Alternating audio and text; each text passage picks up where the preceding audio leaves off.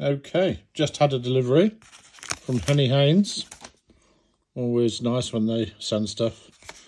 So I've ordered a little pocket knife for the grand total of £30.95.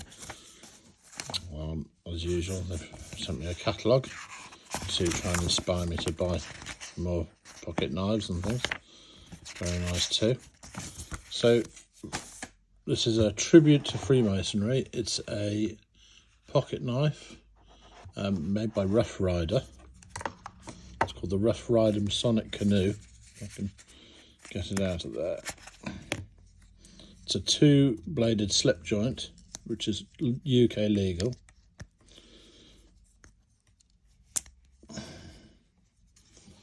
There you go, there's an inscription on the blade there.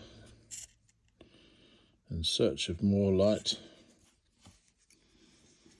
Masonic squaring compass. There's the smaller blade. What does it say on there? I don't know if you can see that. 440 razor sharp steel. Okay, as I say, it's UK legal, non-locking, so it's a slip joint. Nice little pocket knife, and cheap. Great to keep in your pocket. Great as a gift. Just a nice little thing. Cheers.